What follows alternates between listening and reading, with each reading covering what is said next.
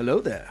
My name is Mark, aka the Canadian Jedi, and this is episode 110 of Holocron Chronicles. I am joined, as always, by the best co-pilot in the galaxy, Mr. Charlie Carden, wearing his Dragon Snake Rebel jacket tonight. I got the name right. Dragon Snakes here. Yes, we Beauty. are. All right. That's our squadron. Fought throughout the rebellion. But yeah, I was this was an old work jacket from my old job that I hated that I repurposed into this masterpiece. And I wear it when it rains because I had an eye appointment today. Otherwise I was working from home. So I had to put on something to keep the rain off. But yeah, we're here. We're here and we're ready to fight. And snort some Rhydonian. I have never heard your sock impression before. That was a solid saw. Yeah. We're really also good. joined by a friggin' stormtrooper. Behind that mask is my my regular sideman from Code 47, Mr. Peter Stein. There you go. Long live Great the Empire. to have you again, Peter. Even if this episode might be a miss because we've got a stormtrooper.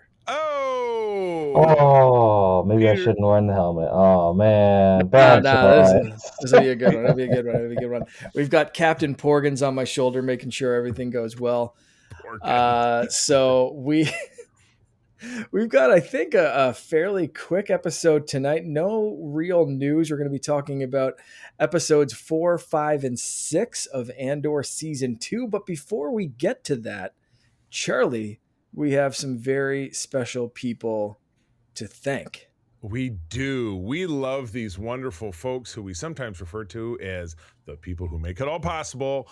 I am talking about our Patreon Secret Friends Super Squad. These are the people over at patreon.com/Secret Friends Unite that get all the exclusive programs, early shows with no ads, a special channel on our Secret Friends Unite Discord channel, all for as little as, follow the process, 7 days for free, 50% off your first month, and as little as $2 a month. My goodness. And you get all the, we're up to hundreds, or if not gazillions of hours of content. So you have got to get your 11 billion. That's my favorite made up number. There's 11 billion hours of content there. Do it. You know, it's true. Folks like my buddy Derek Trevelyan, the figure dude, Francie, who does my wife's hair, Luke Lore, Mr. Xbox Expansion Pass, and my great uncle Tim down there in South Haven, Michigan. Luke just got a great new tattoo. Big fan. Luke, hope you're doing well. We've got to get you back on co-op mode. You got to get back like here sometime. But Luke, love the new tattoo. Love it. I would love to have him back. He's been on Code as well several times, and he's great. But I know he's a busy dude. So, but yeah, Luke, we're calling to you. Come on back. On the Friends with Benefits level, John Sedorf, Brendan Myers, Corey and HD, Matthew Keel, my birdie Kurt Krug. We got to hang out this weekend at Motor City Comic Con in Metro Detroit.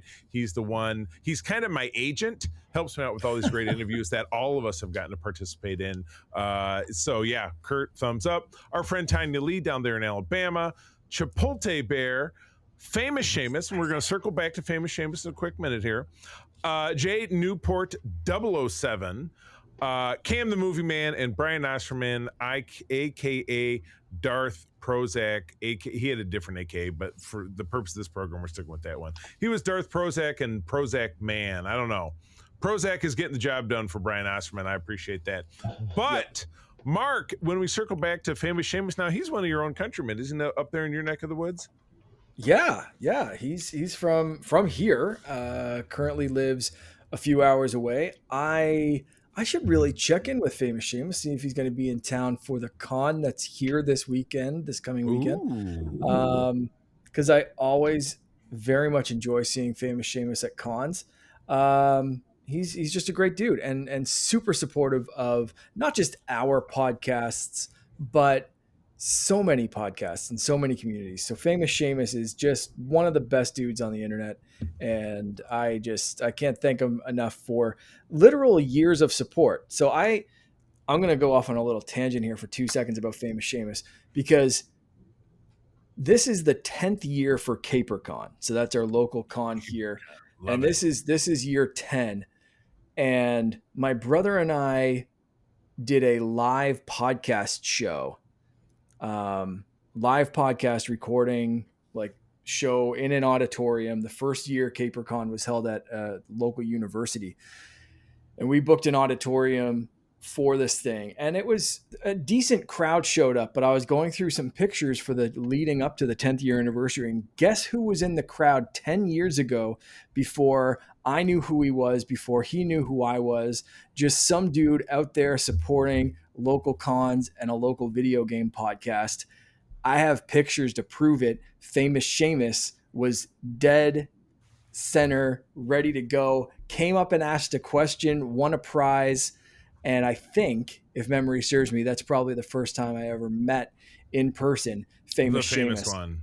Nice. And it was such a thrill going back through those pictures and seeing my brother and I and everyone in the crowd, but then being like, holy crap, like Famous Seamus has literally been supporting me podcasting for 10 years at this point, which is absolutely wild. So Seamus, not only do I want to sing your praises on this show, but just in general to show people how amazing. I hope you don't mind me like going off on a little tangent there about how friggin' awesome you are. But Seamus, I genuinely hope that I do see you soon. If you're not at CaperCon, sometime soon, because you're just the best.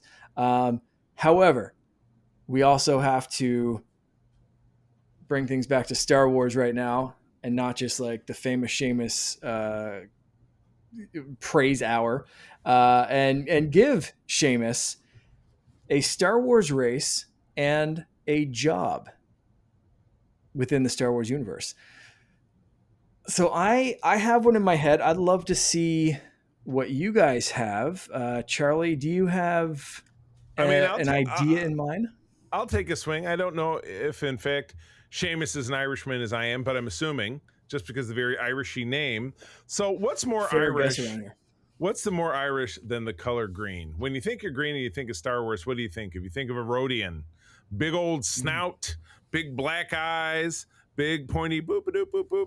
And what's a job that he does? Well, we've seen Rodians that were bounty hunters or smugglers or senators. And he's none of the above. He is the captain of one of those undersea boats that you drive around after Scarif was settled, after the Empire fell. He runs Famous Seamus's glass bottom boat tours of Scarif that you can see nothing but stormtrooper bodies. Like, oh, look at this graveyard of stormtroopers down here from from the Battle of Scarif. It's weird. Skull. It's weird, but people like it. But yeah, that's what Famous Seamus is up to in the Star Wars universe. I love it. I love it. Peter, what you got for let's see. I am going to go with a Wookiee because they're just fun. And for job, let's see. Let's do a Wookiee chef. I don't know that that's been done before. A little chewy? Yeah. I like it. I like it. That is fantastic. Probably make some absolutely interesting cuisine. Yeah. Maybe a touch raw, but pretty good. Yeah. Like I said, overcooked. Cover your ears. Cover your ears. Overcooked and a little chewy. Poor Captain Porgans. Yeah. Fantastic. I like that. Everyone loves Wookiees, and everyone should love Famous Seamus. So I like that. And chef, I don't know if Famous Seamus is a good chef, but you can message us and let us know what you think of that as a good one, or come and say I'm not a chef at all. But who's going to argue with a Wookiee chef? You're going to eat what they make, or you lose your arms. Right. Then you're not eating anything unless you have a straw. And you're leaving a big tip at the restaurant. I think that's a win-win-win for just everyone involved. Yep. Nobody gets hurt. And if anyone gets mad at the chef, you can say whatever, and they have no idea what you just told them. Right. Yeah, exactly. The hairnet budget is immense, though. I'll say that. That's going to be a bit much, yeah. He's going to be wearing one of those full body condoms, like from the Naked Gun. Although if he's working on Tatooine, I mean, are really codes in place? No, and the Outer Rim, it's very lawless. He'd be all dried out, we've too. Seen the safety standards of the Empire and most of Star Wars. There's no handrails anywhere. Yeah. I really don't think people care about a tiny bit of like Wookiee hair in their pasta. If they have a chance of falling into a reactor anytime they go near any building or any Because kind of Yeah, whatever. split So, the difference, right? yeah, yeah, I think people are fine. yeah. There's no Um, Imperial OSHA, unfortunately. yeah, no, not even remotely. I am going to go with. I mentioned this on co-op mode that every time I see famous Seamus, he is. Anytime I see him at a con, he is just like two arms double fisting bags full of merch and Merchman. artwork and stuff. He's a big fan of fan art and like supporting different artists and that kind of stuff. So I'm thinking he's kind of Captain or Admiral Thrawney, where he's a Mm, collector of Fine into great. artwork. He is a collector of um, stories and pieces of art that tell a cultural story.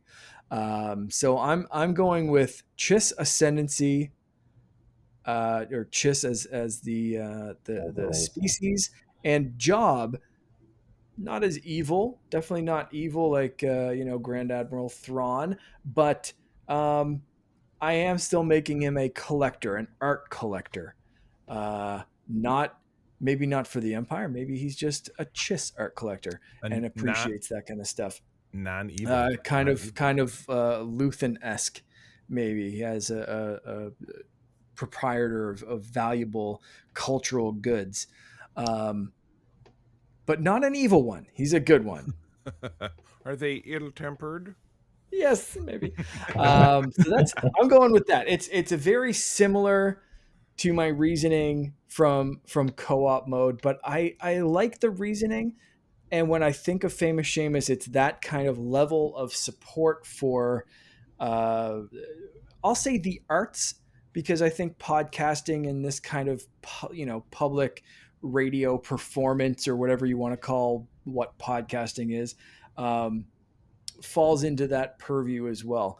And then actual artwork and drawings Yeah. and Yeah. things that Things. that you always see him just like supporting all these people. It's wild and it's amazing, and it's one of the Excellent. things that I always expect to see when I see him Yeah. at a con. So, That's um, awesome. Seamus, thank you so much for everything, man. This is we hope you like the Star Wars races and jobs. If not, tear us to shreds Do it. and let us Then we know know in you're listening. Discord. And Pull a we love Wookiee, that. rip Exactly. our arms off. Right. That's it. Ouch. And don't say that. He might be here. I might see him Saturday, and he'll like grab my arms when I'm least expecting it. Oh, And geez. Uh, We Captain get Canada will be no more. Captain Canada. Captain Canada will be an arm short. Well, that There you go. yeah. So thank you to all of our great patrons. If you're listening to the sound of our voice and you want to find out what it's all about, if you want to join us and get your Star Wars name over here, get your Star Trek name over on Code 47 video, whatever it is you guys do it on co-op, I don't know. We do something superhero related over on SFU anyway. It is patreon.com/secret friends unite, 7 days for free. First month is half off, and then as little as $2 a month to stay on board. It's the bargain of the galaxy. Do it. All right. Yeah. Yeah. All right. Like I said at the start of the show, there's not a ton of news this week. There's a new Darth Vader book that they've kind of announced a little bit, but we don't know too much in terms of detail on that one. So I'm going to save talking about that one, maybe read it when it comes out if it's really good, or talk about it later. Right now, everyone's just kind of still talking about how good Andor was. So I Right. think Oh my let's God. skip any kind of news and just jump straight into Andor. If you guys are, thumbs up with that one, Let's Andor. double thumbs up Yeah. from Peter. So yeah, let's jump into Andor season 2, episodes 4, 5, and 6. Again, Yes. I think just similar to last week, these kind of work as a bunch. So, Charlie, if you want to start reading, if anyone has any thoughts on individual episodes, Yeah. we can have some time for that. But I think a bigger discussion can be like in the timeline jump or time area jump of these three as a whole. And we'll kind of see where it goes. So, Charlie, you want to start off with the first Let's episode 4, Ever Do been it. to Gorman? Episode 4 is a question. Ever been to Gorman?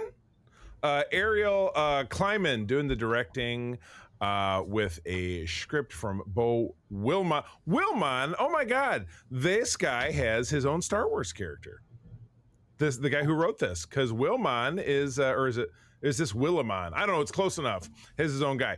Anyway, all three of these episodes dropped on April 29 of 25, which is your recording in. 1 year after the incident on Mina Rao, Cassian and Bix have become active operators for Luthen and live in a safe house on Coruscant, though Bix is still beset by nightmares of the awful Dr. Gorst. On Gorman, the Empire begins building an armory. Cyril, with Dedra and Partagaz's backing, takes up a position in Palmo, the capital city of Gorman, and pretends to be sympathetic to the local rebels' cause to feign a rebels' cause to feign being successfully recruited. Upon learning from Jung that Dedra is secretly working on the planet, Luthen sends Cassian to assess the rebels. Wilman, oh, there you go. Wilman. So we dropped a letter. Wilman is tasked with teaching Saw Gerrera's Lieutenant Pluty on how to configure the machine that extracts Rhydonium. I wonder why. We'll find out. A fuel source for the Empire starships that they plan to steal. Well, that and something else. Mothma unsuccessfully attempts to rally support to kill the renewal of a bill giving broad power to the ISB. Politics. Kids love politics. All right. Any of the hottest hot takes before we move on? I'm gonna jump in with a quick note that after the first 3 episodes of this season hitting so damn hard, this one felt like a bit of a slowdown. Not in a terrible way, but it felt like this episode, and I think the next one, show both the pros and cons of a TV format. Mm-hmm. Because nothing really happens in this episode or the next. All the action, all the build, these are a fantastic build up and look into character and look into the politics and the moving pieces of what leads to episode 6, and then plants some seeds for what comes later. Right. But this is, I think, both, again, part of the pros and cons of a TV format where they have this time. They have literal 2 hours or close to there of exposition, of world building, of getting into characters, of spending way more time than you would in a movie format or something else. That, for better or for worse, sometimes in these two I felt it felt a little bit like, okay, cool, move it along. Where's this going? Yeah. Is this all going to pay off? Right. And I don't know that it all did in retrospect, watching the whole series like we have at this point. Yeah. Spoilers for anyone listening. Yeah, the series is right. But looking back, watching these episodes again, it was like, all right, maybe was this an example of they decided sometime early on that like each 3-episode arc would be a year and it had to fit that format, and this was kind of the one that I think may have suffered the most out of those. Kind of take one for the team. Yeah, I will admit. Yeah. Now, this was for me. This was a couple of weeks ago. I was out of town. I was down in Indianapolis because we were doing some training at my company's HQ, and so I have my little travel Roku. I have it plugged in, and I'm watching it when it comes on after we get back from dinner. So I've had a couple drinks anyway. So I get in bed and turn the lights off, and I did not make it through the second episode. I slept through. I woke up and it was over. So I did watch the 3rd episode the next morning, so I was a little tuned in, and then of course I've watched it since then, and really just within the last couple of days, and really drilled down. So yeah, I'll admit, they can't all fire on all 8 cylinders all the time, and they had to have some fluff in order to make what really happens in the next arc just pop and just blow up. Which even I think by episode 6 they kind of paid off a lot of this, but the first 2 episodes felt more like Andor season 1, where it was like, did this have to be 2 episodes? Could it have been 1? Could you have like written and edited it down a little bit to maybe tell a story in fewer words or something, Yeah. or I don't know. Peter, how you seem to be kind of nodding along under the helmet. How you feeling? Yeah. I would tend to agree. There was a lot of like the story beats in these episodes that were interesting. Um, Yeah, I did find the at least for episode 4 and 5 primarily. I think what really like bogged it down for me, as much as that story is interesting, the scenes with Bix on Coruscant, they were a little dragged out. 100%. I totally get that we're Yeah. dealing with PTSD and the aftermath of torture and all of that. So that's something that's worth exploring. But there was a little bit too much gazing into the Coruscant skyline without a Mm, whole lot else going on, Right. which can be meaningful if you use like the music and the framing and the lighting and all of that. But if you use it a little, but if it just sits there and there's not like context, mhm. it doesn't work as well. Like for instance, in Revenge of the Sith, you had the scene where like Anakin and Padme are just kind of staring at windows, but there's enough going on that we know Right. what's happening there. Yeah, And this was just not to like pick on it, but that was kind of the thing in these two that kind of felt like that's kind of where some of the pacing of the episodes was lost. yeah. I agree.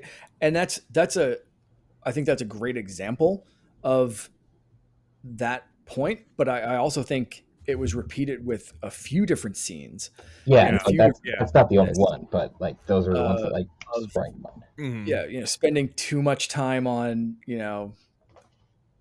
whatever it was, Cassian sitting at a restaurant or checking Or into a Cyril hotel or walking through the plaza and it's Cyril, like, how many times do we have to look at the spiders? Like, Right. okay, they're right? there. Yeah, Right. So We I got it. think a little bit of this could have been cleaned up. Yeah. We saw the propaganda film on the spiders. We've got it. Yeah, yeah. But at the same time, I think Peter, you nailed it. Where they're all interesting beats, especially with the payoffs in season 6 and beyond. But first view, not knowing where it's leading, it's kind of like, can we speed this up a little bit? You're starting to kind of feel a little bit of the, Charlie falling asleep in the bed, and I kind of started, I think, dozing Yeah. off during these ones as well. Mm. So let's get into the second one, Charlie. You Want got it. Absolutely. to Yeah. run through Yeah. that one? So we coined a famous phrase here, which I think this is going to take on a life of its own as time goes by. This is going to be the buzz phrase going Oh, yeah. into 2026 Already is. in Star Wars before we get to Mando and Grogu. Episode 5 is I Have Friends Everywhere. Same creative team as the first episode, respectively, and same air date. Clea learns that Skulden intends to audit his antiquity collection after one of his pieces turns out to be a forgery, threatening to expose a bug she planted in his gallery room and forcing her to extract it during his upcoming investiture party, because it's political party season on Coruscant. I love one thing I did enjoy was the morning news of these Oh, two. gosh. It's like Star Wars The View, but it's that much more ridiculous. Oh, it's Yeah. investiture season here on It's like Joy Behar I was and Whoopi, cringing so hard. I laughed, but it was just like, oh it was gosh. it was a lot like the Fifth Element and Chris Tucker, without a doubt. Yeah. That Right, makes like, or bingo. Hunger Games, kind of like. Yeah, Oh, that's what it yeah. felt like to me, See that- particularly. Yeah. Cesar Flickman or Yeah. whatever the dude name. Anyway, Cassian connects with the Gorman rebels, so he's obviously on Gorman, and learns they plan to intercept a weapons shipment, but he deems them too inexperienced and shoots down the plan, much to their frustration. Cyril reports back to Coruscant with news. With news of the heist. See, I was falling to see. This is making me fall asleep as I'm talking about it. Oh my god! Reliving the Reports back episode. with news of the heist, with Partagaz and Dedra agreeing to let it go through to empower and control the rebels. Saw kills Pluty after learning he is a traitor and has a big old snuff of that fuel. It's so weird. And Wilmon has Wilmon work on the extractor on the heist instead. And he says that line, "You're here and you're ready to fight."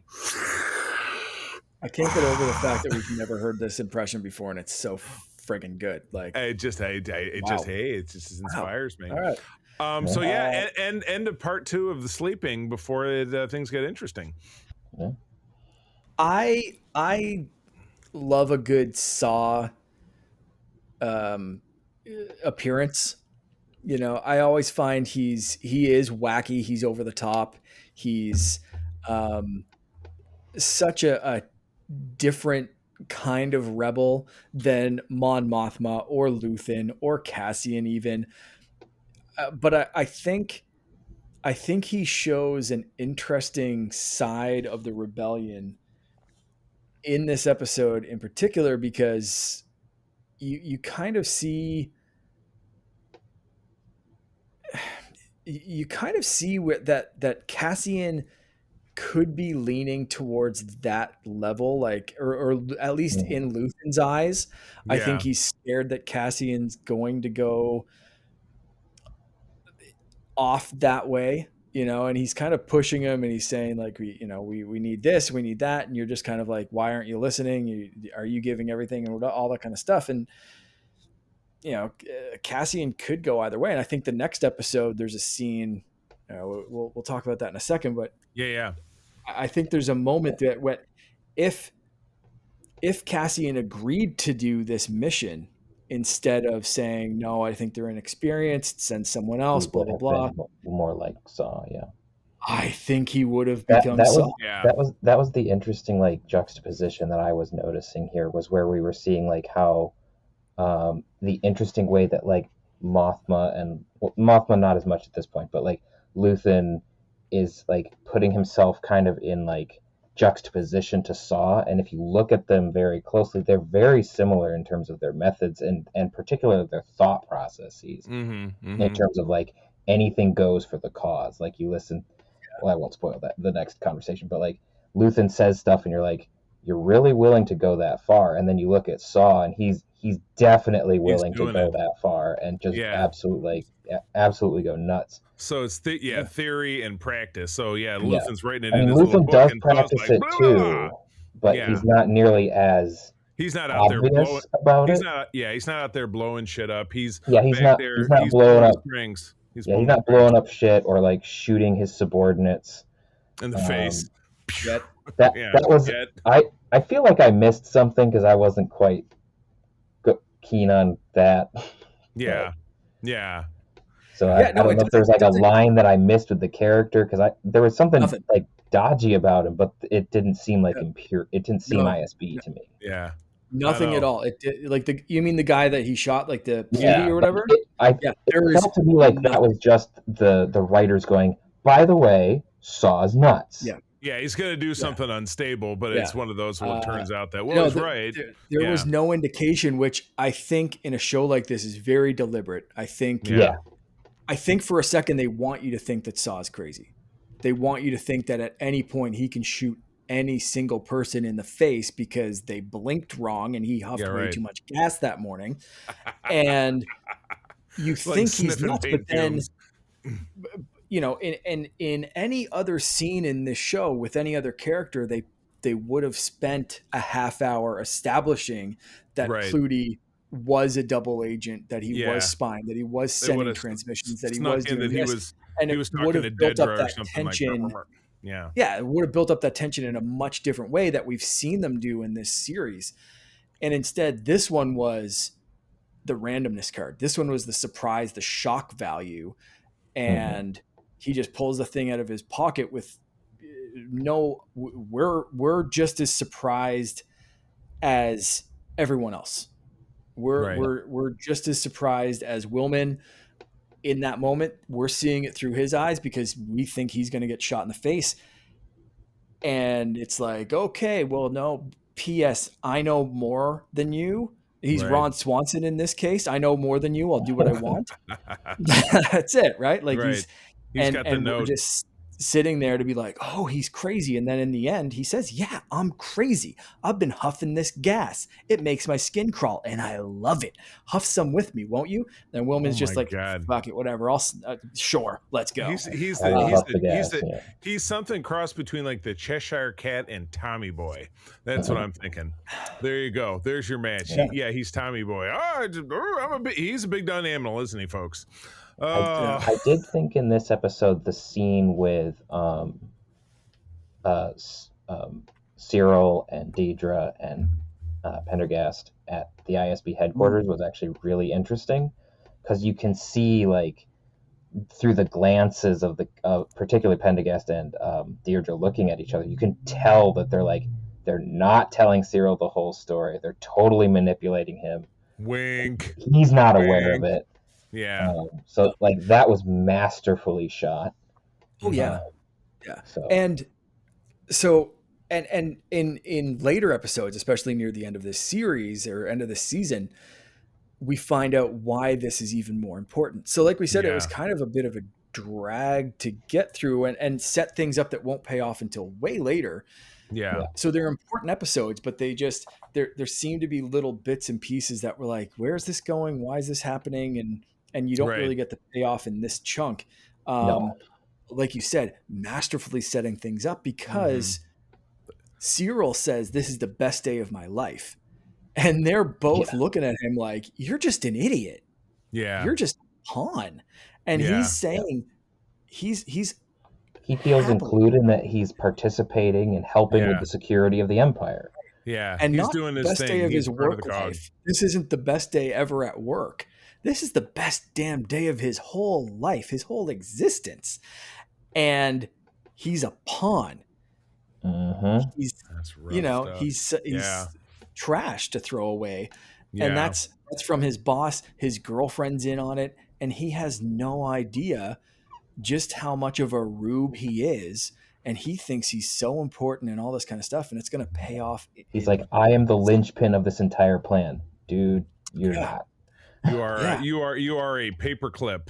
You are yes. Who are you're you? less than it. You're, a you're not. thumbtack. You're not insignificant, but you're not as essential as you think you are. Right. Right. It reminds me of his when he was walking the new guy down the line in the last episode block, and he was like, well, I remember my first day. Pay attention to me now. I found this thing and that, found theft and the fuels and this and that. And it's like, bro, and you're looking around the setting, and it's more cubicles that you think could exist in the entirety of the world, and everybody's sitting in their little pit with their two like big Commodore VIC-20 computers playing, and he thinks he's the king. And he thinks he's even the king more now because he's always playing James Bond and he's doing this mission and stuff. So it's all gonna come down in episode 6. What a festive evening. Same creative team, same date. Cassian insists that the Gorman rebels are unprepared and argues with Luthen. Upon learning that, behind his back, he has attempted to persuade Bix to return to action. Not cool, bro. Luthen chastises him for his short-sighted vision. Luthen's so condescending. And instead sends Vel and Cinta to help the rebels pull off the heist. Vel and Cinta fully reconcile, and in a right out of the books buddy cop moment, rekindle their romance. I'm sure you guys are both familiar with what the buddy cop syndrome is in television storytelling. Not ringing any bells. It's when it's when two people have a moment of reconciliation and then one of them gets killed. 100 okay. or endangered in some fashion. See, my brother and I were just going on the trope of like, oh look, a character we haven't seen in a long time. Exposition dump. You want us to feel feelings. You know what? And Flags. You'll appreciate this. 3333. It's a Star Trek moment. Star Trek Voyager, Peter, Joe Carey. Joe Carey was on for a handful of episodes in the first season.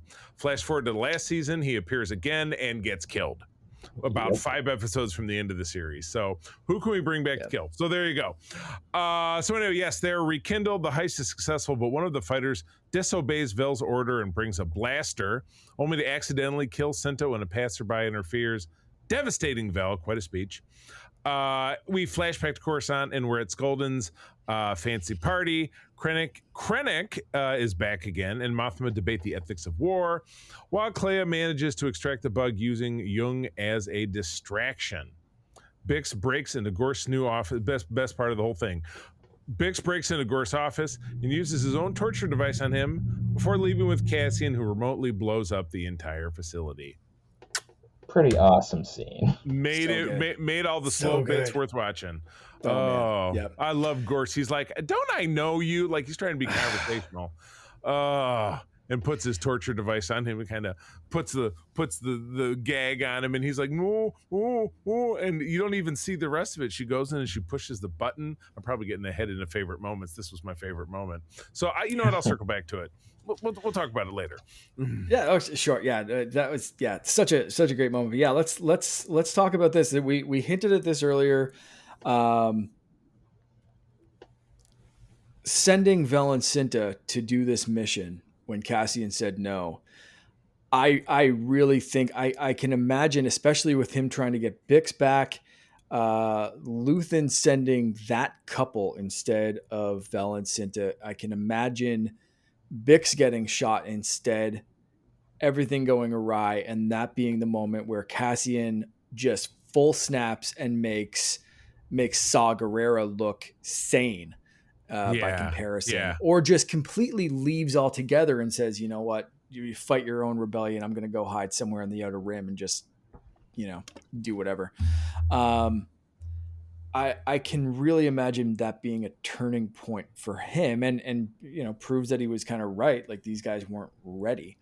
right. Um, so yeah, big moment though, especially like you said Mhm. for Val afterwards, and she has that very hitting speech to the guy that shot Yeah, the guy who Cinta. brought a Like there's gun, he's kind of yeah. like the idiot playing with his dad's gun, who ends up shooting himself or somebody.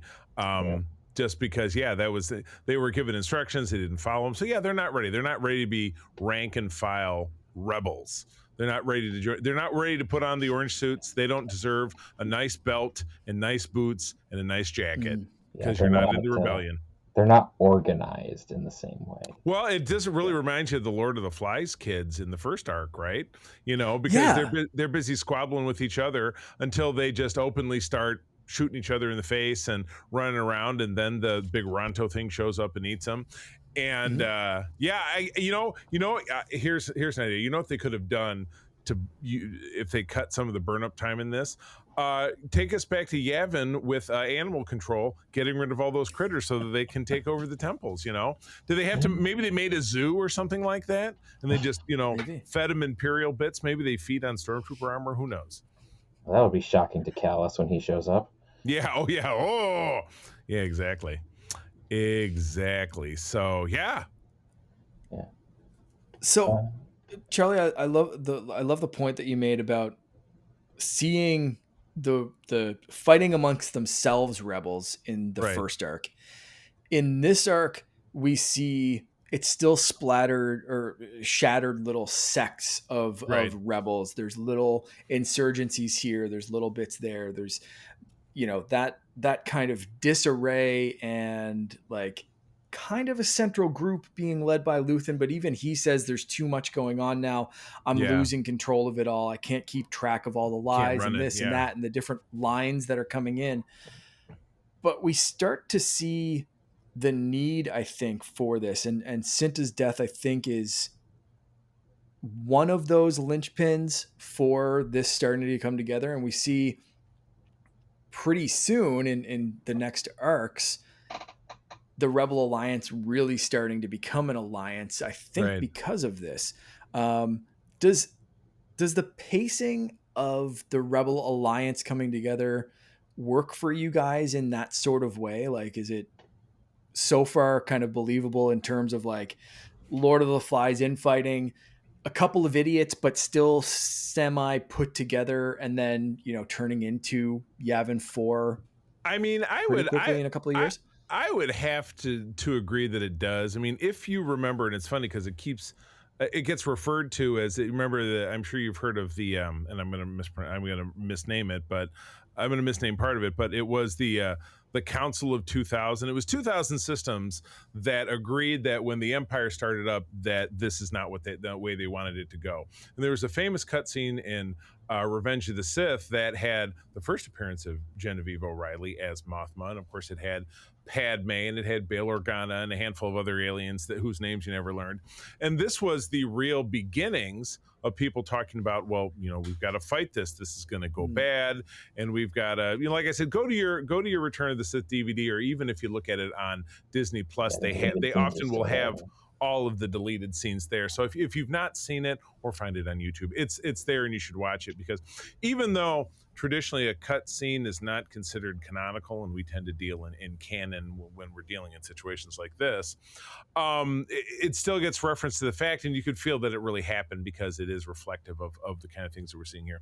You can absolutely see in this wide galaxy of different planets and different politicians, and you have violent extremists, some of whom are organized, and you have just idiots who, hey, I got a gun and I'm gonna, like the kids that we saw in Yavin in that first arc. And then you see, deep-seated, hey, you're playing checkers and I'm playing chess, guys like Luthen, and a network he's building. And then there's the path with the Jedi, and and those guys finding their way back around to dealing with guys like Luthen. It's so massive across it that there would be no way that you would flip a switch and it would be like, all right, we're finally gotten right. You could see that it would take nearly 20 years, over 15 years, 16, 17 years to really get to a point where it's organized. We just finished watching Rogue One again this evening, because we finished our full watch through the series, and we watched Rogue One. And that meeting they have at the end, or during Rogue One, seems to feel like it's the very first time that they've got everybody in one place. Because you see those two obnoxious senators. There's the woman and the man, the guy with the pube beard and the dark-skinned woman, and and again, I'm jumping forward in the arc, and then Radic, and I want to call him Radish, Radis. Radis. Thank you. Yeah, there you go. And a handful of other people, but it's not till Rogue One that you feel like you're really seeing everybody. So yeah, it totally makes sense to me that it's going to drag, and there's going to be fits and spurts, and and even in the end, they won't be able to be an alliance because Saw still needs to be over here doing his thing, and he's there on Jeddah, and he's attacking the Imperials who are looting the Temple of the Wills and stealing all the kyber crystals.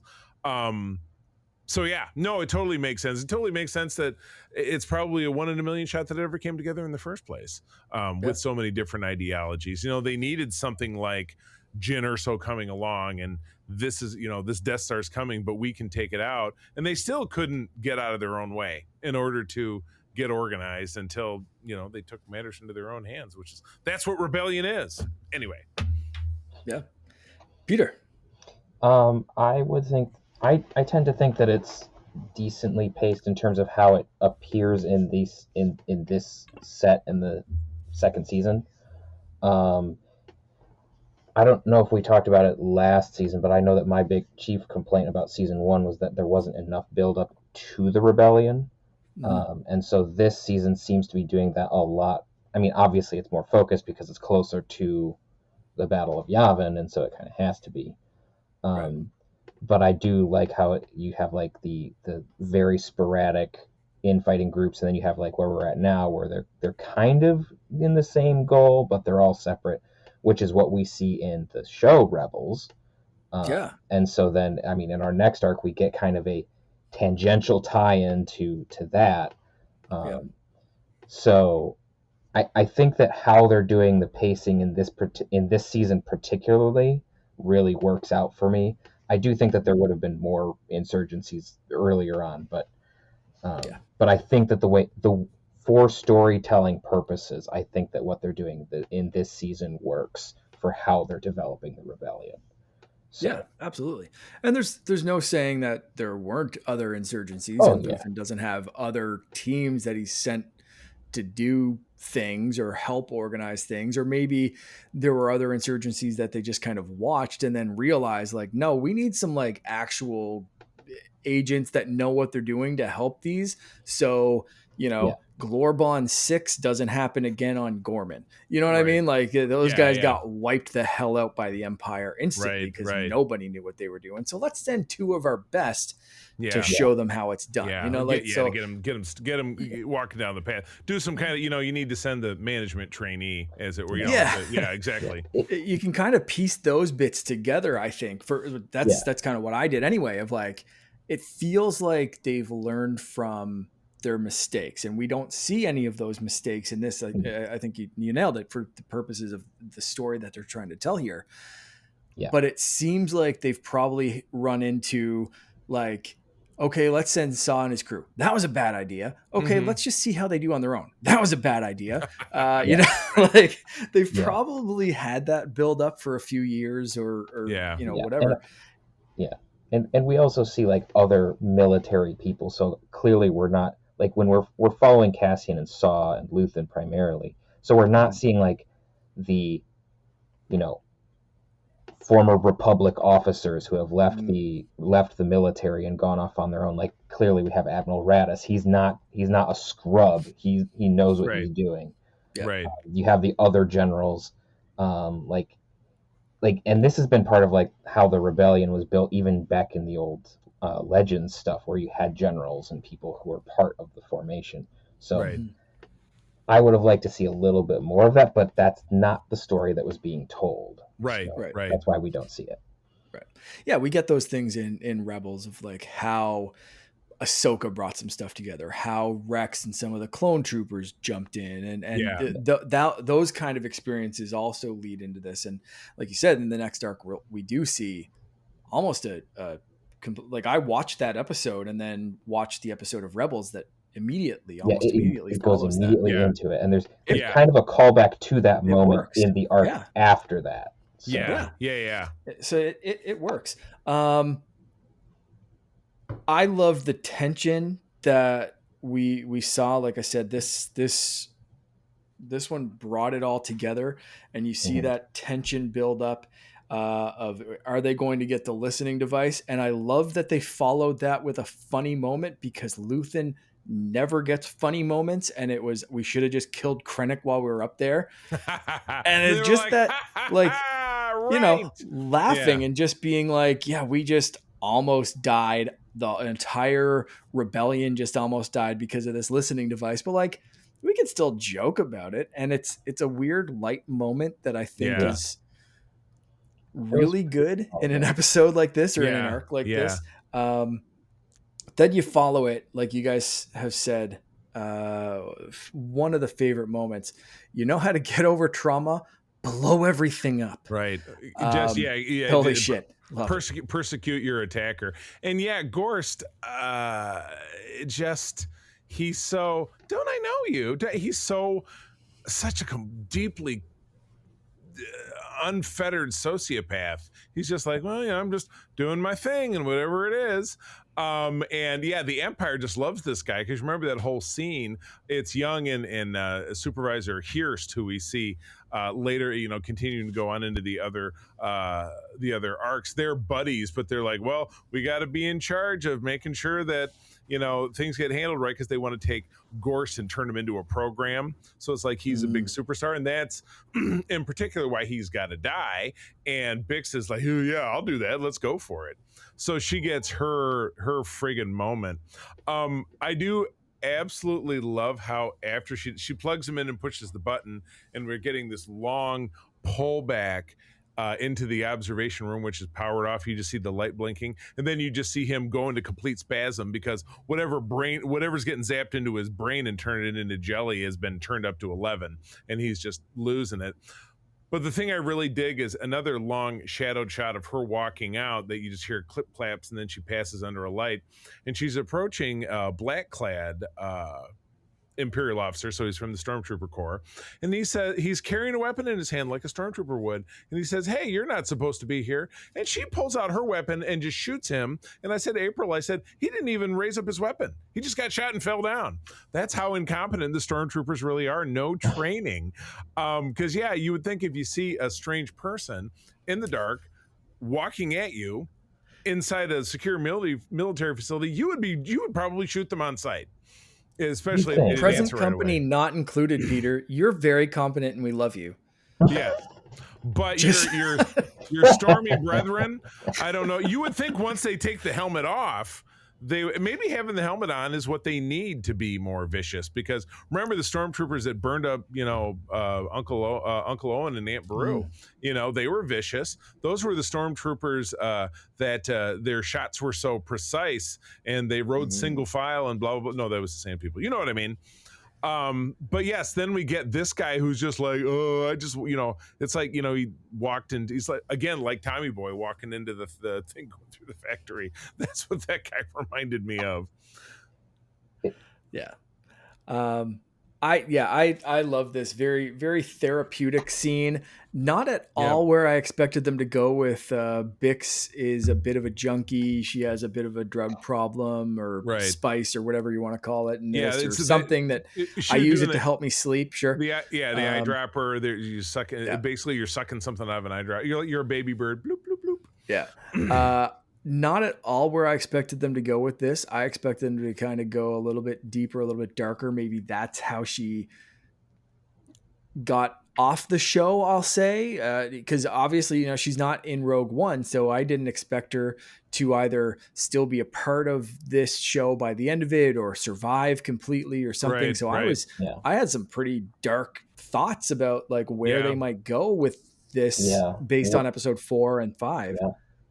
Peter, you think of the same thing? Yeah, when I saw Luthen go and basically try to re-recruit her, I was like, so this is how it ends. Yeah. So, but I mean, what we got was really cool. It's one of those like, it's very therapeutic for the character, and then you're like, man, doesn't work like that in real life. Dang it.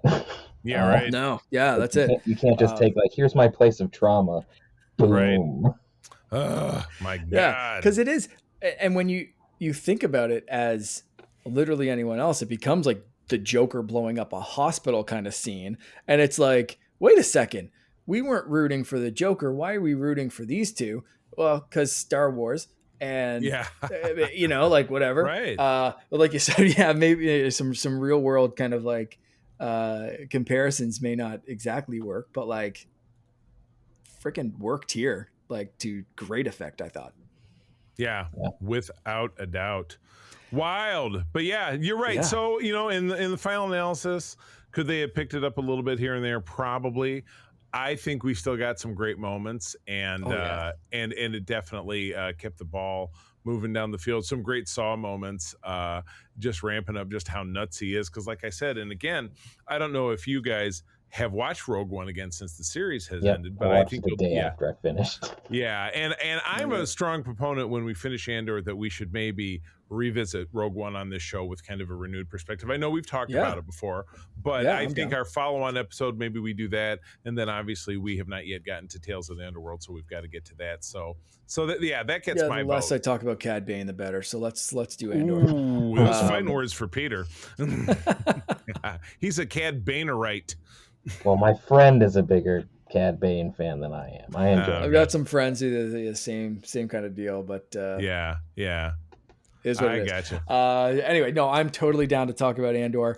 Do you guys have any final thoughts on this arc, Peter? What's your final thought on this on this particular arc? I think that this arc is a good. It's one of those bits in this particular season where it's a good setup arc. It's not paying anything off terribly much yet, but it's doing a lot of setup for the big explosions that happen in the next couple arcs. One of my favorite characters is, well, I think I've talked about this before, but my two favorite characters in this show are Dedra and Cyril. Because I just really like how those dynamics work, and I like seeing it from the other side. I have thoughts about how that continues in the other arcs, but in this one, it's very interesting to see how that dynamic is evolving in an unhealthy way, and how there's, and also how you have some of the misplaced idealism of Cyril is coming back from our earlier season. Yeah. So I very much so. I really like that side of the story. I like the other stuff too, but like the Imperial side of the story is really the bit that like that's some very interesting writing for me. So right, yeah, absolutely.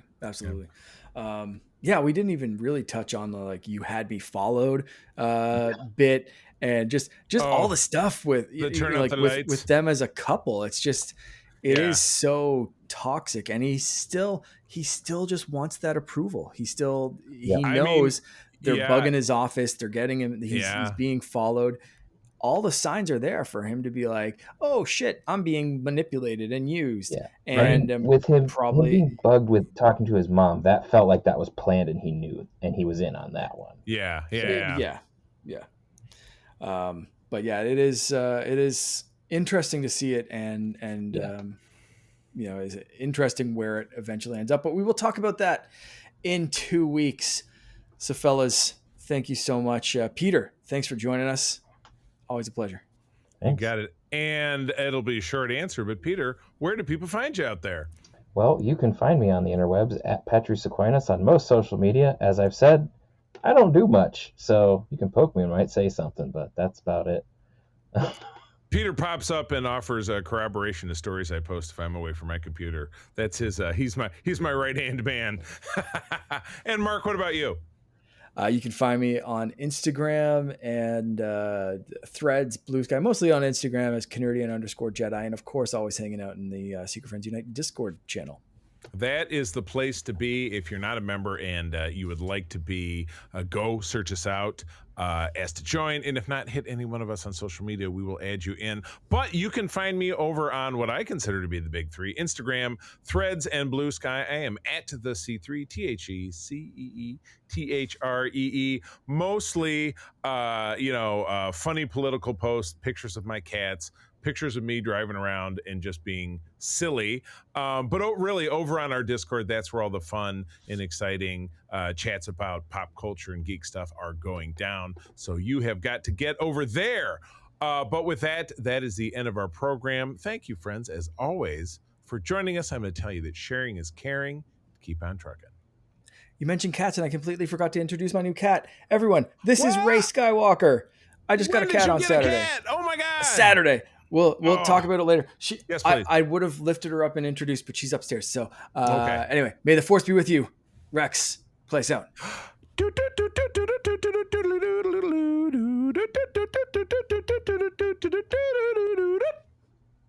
We got to change the ending theme because Rex got a copyright strike, so that might be you're singing the wrong song. I'm putting something different. So enjoy whatever this is.